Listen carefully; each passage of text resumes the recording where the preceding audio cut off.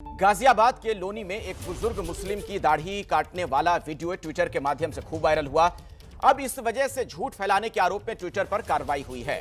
Twitter पर FIR दर्ज हुई है। लोनी थाने में एसआई ने यह केस दर्ज कराया है और पुलिस की अब तक की जांच पड़ताल में जो बात कही जा रही है वो यही कहा जा रहा है कि आपसी रंजिश का मामला है, इसके पीछे कोई भी सांप्रदायिक एंगल नहीं है। अखिलेश प्रताप सिंह जी, सीधे मैं आपके पास अब आ रहा हूं। सेगमेंट में आप ही से मैं शुरुआत करना चाहूंगा। आप बीजेपी वालों पर आरोप लगा रहे हैं कि वो लोग सांप्रदायिकरण कर रहे हैं इस मामले का। यही आरोप तो आप लोगों पर लग रहा है कि आप दूसरे पक्ष को लेकर इस मामले को ऐसा ही रंग देने की कोशिश कर रहे हैं। आपने क्यों नहीं इंतजार किया कि जांच पड़ताल हो जाए, पूरा सच सामने आ जाए, उसके बाद हम कुछ कहें? चलिए मैं आपसे शुरुआत करता हूं। आप हमसे कह रहे हैं कि जांच पड़ताल हो जाए। भैया 7 तारीख को एफआईआर हुआ था, 7 को पहला एफआईआर हुआ था। 5 जून की घटना है। पुलिस कहां सोई थी? कल क्यों जगी? दूसरी बात, प्रतापगढ़ के आपके एक जर्नलिस्ट ने बड़ी खुलासे किए दारू के माफियाओं के, और उसको जान से मारने की धमकियां मिली और उसने कंप्लेंट भी की डीजीपी को, एडिशनल डीजी को। और 2 दिन बाद उनकी बेचारे की मृत शरीर सड़क पे मिलता है और आपका चैनल बताता है दुर्घटना में मारे गए। अखिलेश जी, आपकी दिक्कत क्या है पता है? आपसे सवाल जो पूछा जाता है उसका शायद आपके पास जवाब नहीं है, आप भटक जाते हैं। मैं सवाल कर रहा हूं, क्या इसको सांप्रदायिक रंग आप लोग दे रहे हैं? आप कहीं से कहीं चले जा रहे हैं। आप कह रहे हैं कि मीडिया की रिपोर्ट के आधार पर हमने ये चीज कह दी। क्या आपके पास अपना कोई आधार नहीं है? यही तो विजय शंकर तिवारी आप पर आरोप लगा रहे हैं कि आप लोग मुस्लिमों के बहाने इसको राजनीतिक रंग देने की कोशिश कर रहे हैं। आप बीजेपी को कह रहे हैं कि हिंदुओं की राजनीति कर रही है। आप पर आरोप लगता है कि आप मुस्लिम तुष्टीकरण की राजनीति कर रहे हैं। आप उसका जवाब तो दे नहीं रहे मुझे। थोड़े से सच्ची बात से इतना नहीं, आपके पास कुछ कहने के लिए शायद होता नहीं है, इसलिए जो सवाल पूछा जाता है उसका जवाब आप देना ही नहीं पसंद करते। विजय शंकर तिवारी जी, क्या ये माना जाए कि अखिलेश जी के पास कोई जवाब नहीं है, इसलिए मामले को कहीं से कहीं ले जा रहे हैं, बेतुकी बातें करने लगते हैं? आरोप, मैं सवाल पूछ रहा हूं, आप कहीं से कहीं पहुंच जा रहे हैं। जवाब दे रहा हूं। कहां जवाब दे रहे हैं? मैंने पूछा है कि क्या लोनी की घटना को के बहाने आप राजनीति कर रहे हैं? मुस्लिम तुष्टीकरण का जो आरोप आप लोगों पर लगता है, क्या वही सियासत एक बार फिर से आपने शुरू कर दी है? आप उसका जवाब देने को राजी नहीं है। आपने कहां इंतजार किया कि पुलिस की जांच पड़ताल हो जाए, सच सामने आ जाए, उसके बाद ऐसे संवेदनशील मामलों पर मैं कुछ कहूंगा? आपके बड़े बड़े नेताओं ने तमाम तरह की टिप्पणियां कर दी। विजय शंकर तिवारी जी, आप आधे घंटे से आप चीख रहे हैं। मैंने अरे आप ही तो बोल रहे हैं, सबसे ज्यादा आप बोल रहे हैं, और आपकी दिक्कत यह कि आप व्यक्तिगत हो जाते हैं, मुद्दे पे बात करते नहीं है। मेरी दिक्कत, हाँ बोलिए विजय शंकर तिवारी जी। मैं आपके विजय शंकर तिवारी ने आपको कहा कि इतने सारे हिंदुओं की हत्या हुई, खबरें अखबारों में छपी जिसमें यह कहा गया कि यह सांप्रदायिक मामला है, उस पर आप लोगों ने कोई टिप्पणी नहीं की। उस सवाल का जवाब देने से आप बचते रहे। विजय शंकर तिवारी, बोलिए क्या कहना चाह रहे हैं? आपको सुनाई नहीं देता, फिर मैं सब सुन रहा हूं, शायद आपको सुनाई नहीं दे रहा है। आप एक बार ईपी चेक कर लीजिए, शायद कोई दिक्कत हो उसमें। बोलिए। हाँ बोलिए विजय शंकर तिवारी। मैंने कहा विजय शंकर तिवारी के आरोप पे कि जिस देश के प्रधानमंत्री, जिस पार्टी के मुखिया कपड़ों में सांप्रदायिकता पहचान लेते हो, उनके लोगों का क्या जवाब दिया जाए? भैया तो आप आदर्शवादिता की बात करते हैं ना अखिलेश जी, आप आदर्श है ना। आप कह रहे हैं कि हम लोग आइडियल हैं, ठीक है, आप उन पर ये तमाम आरोप लगा रहे हैं, तो आप भी तो इंतजार कर लेते कि जांच पड़ताल हो जाए, नतीजा आ जाए, उसके बाद हम कोई टिप्पणी करेंगे। आप फौरन फूट मोड़े इस पर टिप्पणियां करने लग गए। हमने क्या टिप्पणी की? हमने तो कहा कि ऐसा कोई मानवता नहीं कर सकता है। नहीं, उसमें राम का नाम लिखा हुआ है। आपने ट्वीट नहीं देखा क्या राहुल गांधी जी का? हाँ, वही राम भक्त कोई ऐसी तो ये कहने की क्या अपराधी कह सकते थे आप अपराधी शब्द इस्तेमाल वहां कर सकते थे। जो भी अपराध करे वो अपराधी होता है, वो बदमाश होता है, गुंडा होता है। आप राम भक्त शब्द क्यों ला रहे हैं? ये कोई बेवकूफ आदमी भी आसानी से समझ सकता है कि आप उसको क्या रंग देने का प्रयास कर रहे हैं। विजय शंकर तिवारी जी, रंग कौन देता है ये देश जानता है। अखिलेश जी, रंग कौन देता है देश को पता है। देखो क्या है कि राहुल गांधी जी ने या कांग्रेस पार्टी के नेतृत्व ने एक माइंड सेट बना लिया है आपने कि हमने बोलना है, जो टूल किट में जो है उससे बाहर जाना नहीं है, उसके बराबर ही चलना है। और अयोध्या, अखिलेश आनंद जी बड़े प्यार से सुनेंगे, बोलिए आप। नहीं, दिक्कत अखिलेश जी आपके साथ है कि आप कभी जाकर ना ये रिकॉर्डेड सुना कीजिए, तो आपको पता चल जाएगा कि सबसे अधिक किसने बोला है। आपको अनइंटरप्टेड मैंने पूरा बोलने दिया है, आप सुन लीजिएगा, ये मेरा दावा है, मैं गारंटी के साथ ये बात कह रहा हूं। झूठे इल्जाम लगाना बंद कीजिए, वो राजनीति में ये चीजें शोभा देती हैं, डिबेट में नहीं। विजय शंकर तिवारी को बोलने दीजिए, मैं फिर आपको पूरा मौका दूंगा। बोलिए विजय शंकर तिवारी। अखिलेश जी अभी अखिलेश जी ने अयोध्या का नाम ले लिया, चंदे का नाम ले लिया, मतलब इतने बड़ा नेता 1400 करोड़ रुपए का आरोप लग रहा है और इनकी सरकार रही 1400 करोड़ का, इन्होंने कोई जांच नहीं कराई। भाई पैसे समाज का पैसा है। अभी एक अयोध्या कांड हुआ, उस अयोध्या कांड में खुलासा हो गया कि वहां कोई घोटाला नहीं, कोई घपला नहीं, कोई अनियमितता नहीं। इसके बाद भी अखिलेश जी भी उसको लेकर के इन्होंने अपना माइंड सेट बना लिया है कि हमने हिंदू समाज को हर तरीके से कटघरे में खड़ा करना है और मुसलमान समाज कुछ भी करेगा उसकी तरफ से आंख बंद करके हमने रहना है, उसके विषय में कुछ नहीं बोलना। ये इनका माइंड सेट है, ये आपको सारे देश को पता चल गया। और चलिए बोलिए अखिलेश जी, अब आपको कोई डिस्टर्ब नहीं करेगा, अनइंटरप्टेड बोलिए, क्या कहना चाह रहे हैं, जवाब दीजिए। उन्होंने अयोध्या का जिक्र किया आनंद जी, वहां के मुख्य पुजारी और वहां के जो दूसरे महंत हैं, उन लोगों ने स्वयं कहा है ये बीजेपी विश्व हिंदू परिषद या किसी व्यक्ति विशेष की संपत्ति नहीं, ये रामलला की संपत्ति है। ये पैसा हिंदुस्तान का, दुनिया भर के हिंदुओं ने रामलला के मंदिर के भव्य निर्माण के लिए दिया है।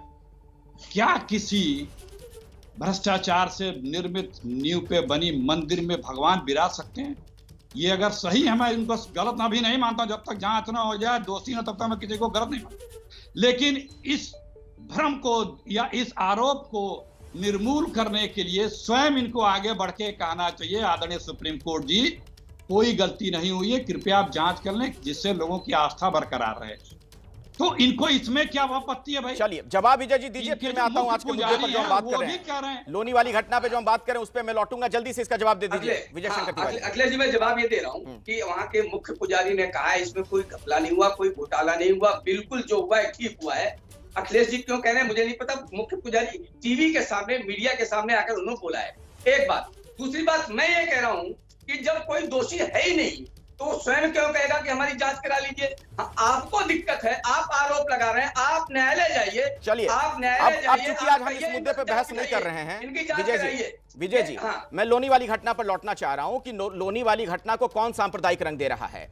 समाजवादी पार्टी कह रही है और अखिलेश प्रताप सिंह को आप सुन रहे हैं, कांग्रेस के नेताओं के ट्वीट आपने देखे, उनका साफ तौर पर यह कहना है कि आप लोग बीजेपी वाले इसको सांप्रदायिक रंग दे रहे हैं। और एक बड़ा आरोप अखिलेश प्रताप सिंह ने ब्रेक के पहले यह लगाया कि चूंकि ऐसे लोगों को प्रोत्साहित किया जाता है, अवार्ड दिया जाता है, इसलिए इस तरह की घटनाएं और बढ़ती जा रही हैं।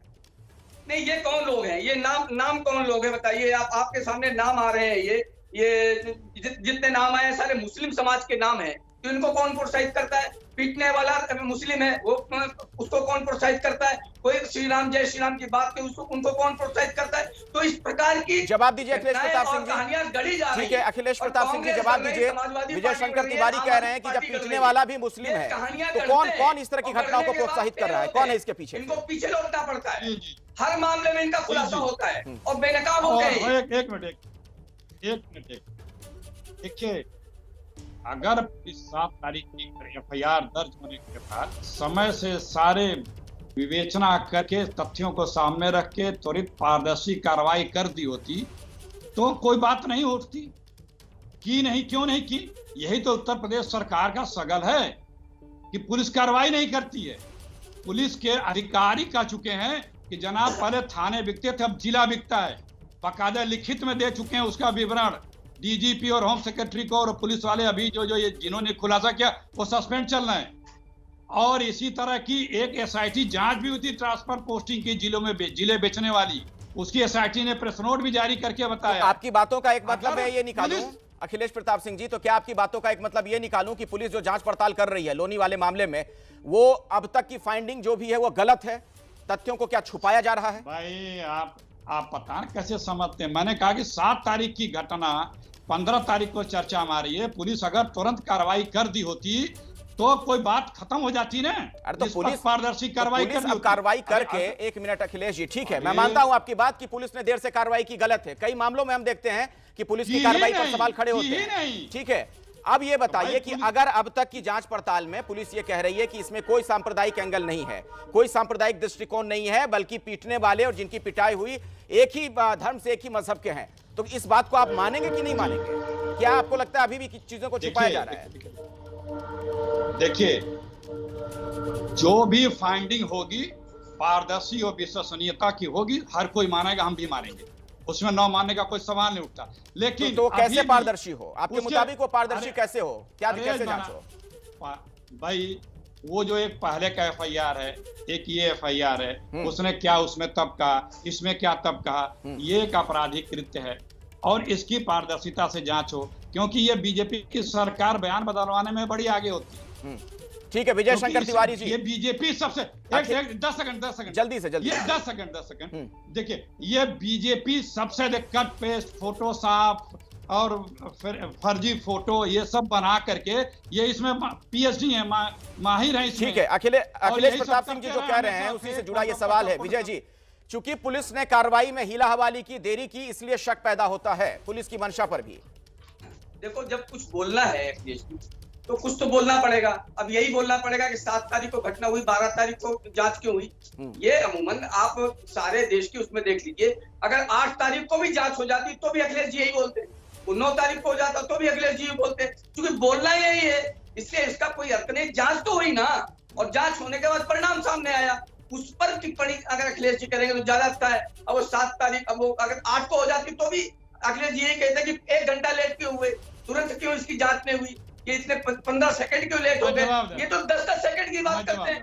चलिए अब मेरे पास समय नहीं है, मेरे पास समय नहीं है अखिलेश जी, जल्दी से 20 सेकंड में अखिलेश जी जवाब दीजिए, समय नहीं है। हाँ जी ये तो वो सरकार है कि अगर ऑक्सीजन मांगने के ट्वीट कर दो तो जेल, बेड मांगने के ट्वीट कर दो तो जेल, अगर लाशें बह रही हैं गंगा में तो वो उस पर ट्वीट कर दो तो जेल, लाशें अगर दफनाई गई हैं, कफर खींचे जा रहे हैं सरकार के द्वारा, वो दिखा दो तो पत्रकारों पे जेल। ये तो वो सरकार है कि बस इसको जो ना पसंद आए और जो इससे असहमत हुआ उसको तो जेल जाना ही है, और वो तो सांप्रदायिक है, पाकिस्तानी है, खालिस्तानी है, नक्सल है, सब कुछ वो है। बस यही एक है, चंदा खाएंगे, कहेंगे हम राम भक्त। चलिए मेरे पास समय नहीं है, आप लोगों का बहुत बहुत शुक्रिया इस चर्चा में जुड़ने के लिए। लेकिन देखिए अखिलेश जी, आपको भी और आपकी पार्टी को भी इस बात का ख्याल रखना चाहिए कि जब तक जांच हो ना जाए इस तरह की टिप्पणियों से बचने की आवश्यकता है जिससे समाज में टूट पैदा हो।